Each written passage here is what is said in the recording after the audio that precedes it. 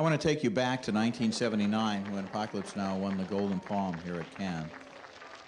Everything kind of depended on this screening. Isn't that true? Because the movie had been rumored to be in trouble and... Yeah, no question. I mean, for all the things I was scared. I only said, let's show the film at Cannes unfinished as a necessity, because the rumors of how much in trouble it was were so now filling the papers that I felt my only defense was to just show it and hope that people said, oh no, it's not such a mess. We were struggling to convince people that the film was worthwhile at a time when everyone was saying it wasn't. So I was sort of put in a position of having to show it and having to finish it. You make the edit very much not knowing whether the audience will accept it or not.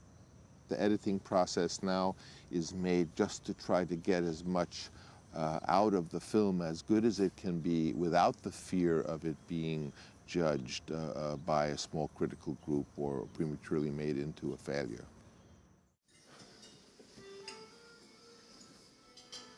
Monsieur. The dynamics of the fork.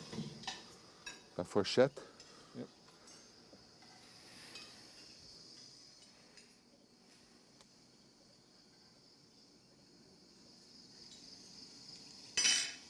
I think pretty much the way we did this scene, it doesn't need even any subtitles at all. I wouldn't put so. No, it's interesting because there's a lot of French. Yeah.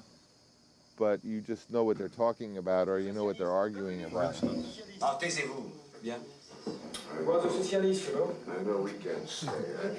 He was a socialist, you know. I was one of the editors back then who was taking things out because we were trying to make the film as short as possible.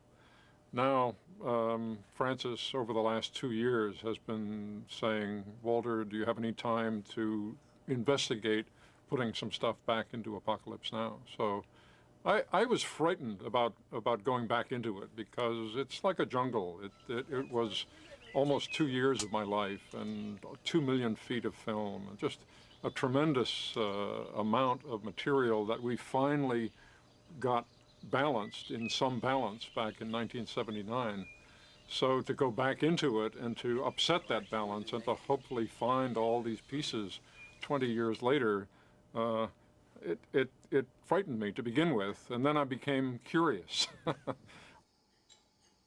I started assembling it as if you would from original material without any reference to how it might have been done in the past. We lose the first, second war. As I said, I was nervous going in because I'd forgotten, even at this level, how flexible film is, that it's clay, it's cinematic clay. How you make transitions and how you can make an audience think about something over here while you're doing something in this direction. Hold on. And then suddenly something is knit together that was separated by 24, 25 years. It felt to me like I was right there back in 1978. I was able to recapture the spirit of the film.